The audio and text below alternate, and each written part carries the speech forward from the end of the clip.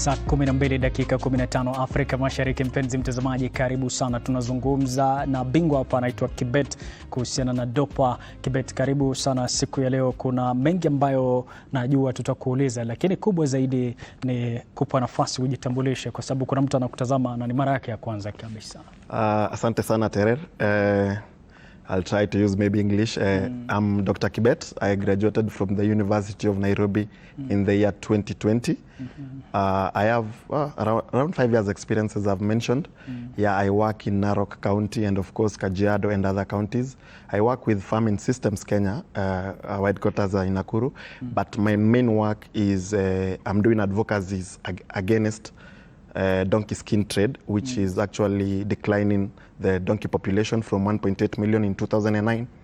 At now we are at less than 1 million, and the meat is being sold to Kenyans illegally in the market, and of which this meat is slaughtered in the bushes and it's actually illegal. And also I have an experience with field practices, treating animals, advising farmers on how to keep these animals, how to feed them and everything for the 5 years I've been in the field. And also, yeah, on my social media platforms, you can find me at Twitter, Lena Kibet or Dr. Kibet. Yeah. Unatafuta mbinu, lakini sasa Kibet, umezungumza kama mtu mkubwa sana, miaka 5, lakini tajriba ya hali ya juu kabisa. Tuzungumze swala la lishe kwa huyu Dorper.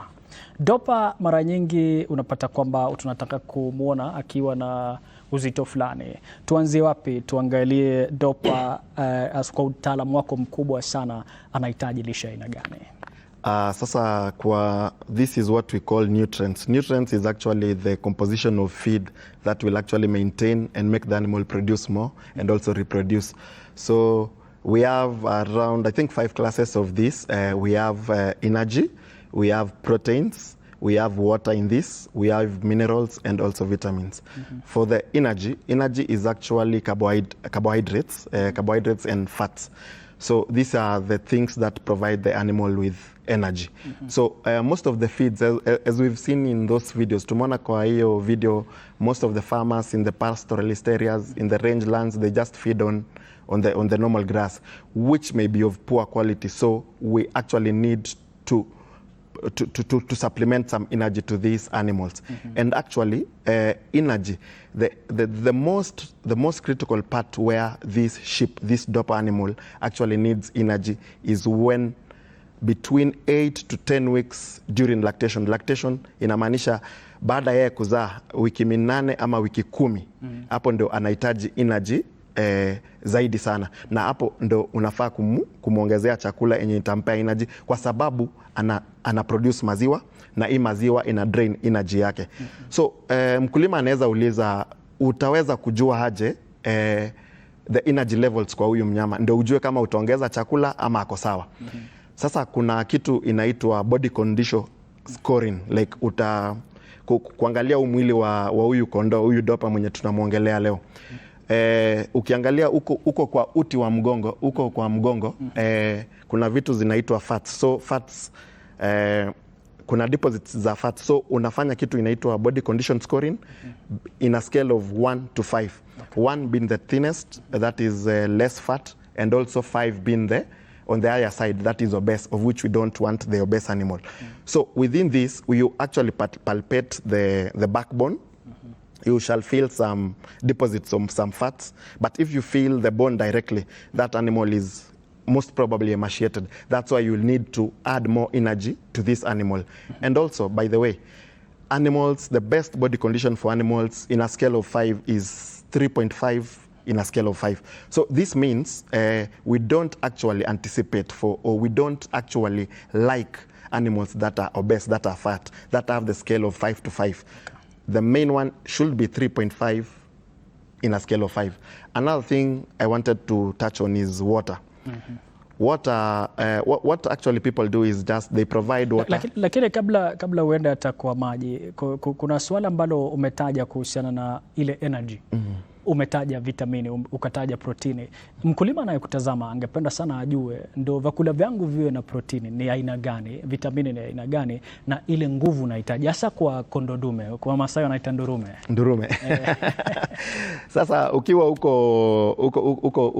uko mashinani, tuseme Narok, Laikipia, Kajiado, wakulima wengi ambavyo nimetaja ni wanalisha just pure grass or just forages around. So they just leave the sheep to go around. So with proteins, the minimum requirement of protein in an animals, in any sheep or Dorper, actually just for maintenance. Maintenance mean we don't have the animal producing, we don't have the animal being pregnant, we don't have the animal growing. Just for maintenance is 7%. What do we mean by crude protein? Crude protein is the total amount of protein that will be consumed by that animal. Okay. And naomba katiza kidogo tu. Okay. Najua kuna swala naomba sana kujua, kuna mkulima angependa kupanda vyakula na jua hii ni ya protein. Sasa naomba sana uniambie, ukipanda hii ndo protini, ukipanda hii ndo vitamini. Perfect. So unaona katika upanzi wa chakula kama ni protein, most of the plants that give this Dorper's protein, there is alfalfa, there is lucerne, and also the other supplements like cotton seed meal, there is soya bean meal. So these actually are the ones that you can actually use to supplement these Dorpers that you are feeding just in free ranges.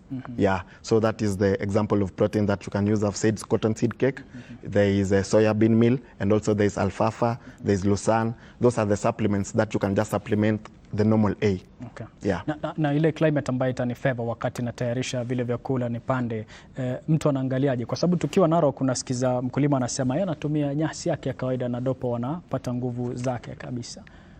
Sasa kwa upanzi, unaona sasa one of the main limiting factors is actually climate, and that's why most of these proteins we actually source them from maybe agrovets or maybe animal feed dealers, because you can't always plant this, so you just supplement. Unaona huyu farmer mwenye ako pale Narok ama ako pale Kajiado, analisha nyasi alafu baadaye ananunua hizi protini zingine za kusupplement, kuongezea tu kidogo, kwa sababu ile nyasi pia iko na protein, and protein inahitajika sana kwa mwili wa huyu Dorper, kwa sababu wakati yako na mimba, wakati anakuwa mkubwa, wakati anaendelea kuwa mkubwa, maybe unaendelea kufatten, na pia wakati ananyonyesha, kwa sababu ana produce maziwa, huyu mtoto anataka maziwa, so this protein is also highly required at that moment.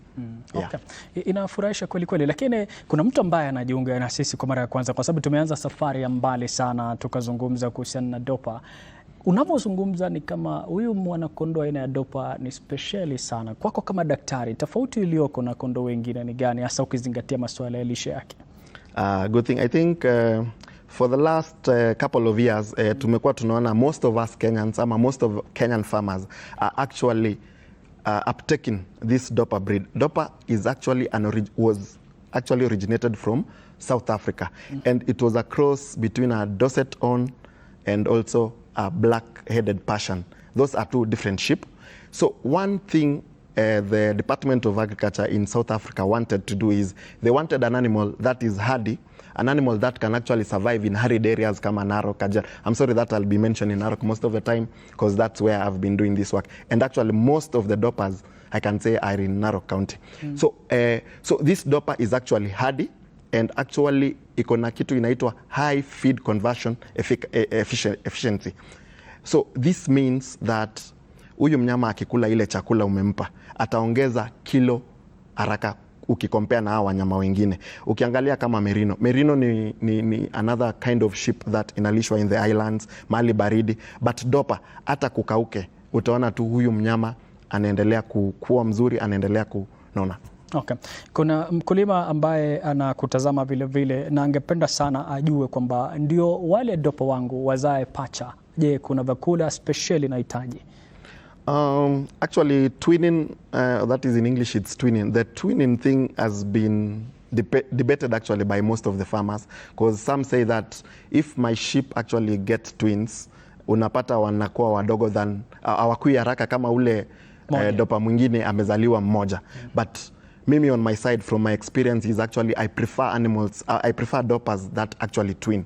So there are actually two main things you should watch so that your Dorper gets twins. So one thing is the breeding records ama breeding history ya huyu mnyama. Inamaanisha huyu mnyama ama mama yake, mama ya huyu mnyama alikuwa anazaa wangapi hapo mbeleni. Kama ni mnyama amekuwa anazaa wawili, ujue chances ya huyu mtoto wake kuzaa wawili iko juu. So that's why every other farmer anafaa kuwa na breeding records, so that wakati unaenda kununua unasema nataka mwenye anazaa twins, ukiambiwa mamake alikuwa anazaa twins, so huyo ndio utamchagua. Kitu ingine, wakati hao wanyama wamefika mahali inaitwa weaning, wakati unawaachisha kunyonya, wakati unawaseparate na mama yao, the period between weaning and the period to breeding wakati unawapa hawa ndume, hapo ndo unafaa kuwalisha vizuri. It's a very critical stage. Unafaa kuwalisha vizuri the winners to the stage yenye wanaitisha ndume.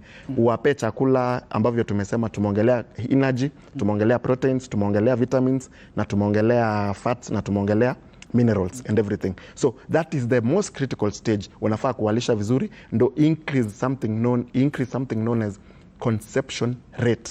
Conception rate, so that wapate twins, and also umake sure umepata ile records. Okay. Kwa sababu unaeleza na ni raha sana kwamba tumepata mapacha, kuna hatari ya magonjwa. Wakati nawapatia vile vyakula, nitaangalia vipi vile vyakula vyangu havileti madhara ya magonjwa? Haya. Sasa kuna magonjwa kadhaa na magonjwa tofauti. Kwa sababu leo tulikuwa tunaongelea sana lishe, ningependa kuguzia magonjwa mawili ambayo ni ya muhimu sana. Kwa hii maugonjwa, ya kwanza nitaongelea ugonjwa inaitwa enterotoxemia. The main clinical sign yenye unaona kwa enterotoxemia ni mkulima anaamka asubuhi anapata wale the lambs wenye wako around 2 months, wale wenye wamenona vizuri, ameanguka tu amekufa. Hakuwa na dalili yote. Ama mwingine anaendesha kwa muda mrefu, siku 3 siku 4, anakufa.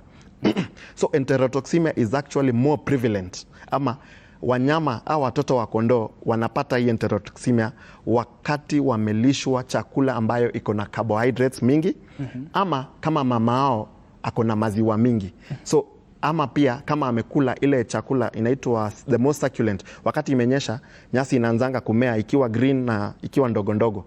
Ikikula hiyo chakula inaongeza kitu, ina proliferate bacteria ambayo iko kwa intestines. So hii bacteria inaongezeka, hii bacteria inaitwa Clostridium. Hii bacteria ikiongezeka ndio unaanza kuona ule mtoto akiendesha, mwingine hataendesha, atakufa tu. Kabla tuendelee kabisa kwa sababu ya muda, nitarejea na wewe tuzungumzie namna ya kucontrol maziwa ya mama yasije yakaua yule mtoto kutokana na magonjwa. Mtazamaji, Kibet yupo studioni siku ya leo, anamiminika maarifa kweli kweli. Umesikiza akijitambulisha, akataja kana kwamba miaka mingi, lakini ni maarifa aliyonayo akilini. Twende mapumzikoni, tukirejea basi kungali kuna mengi. Tutarejea na swali ambalo umesikiliza na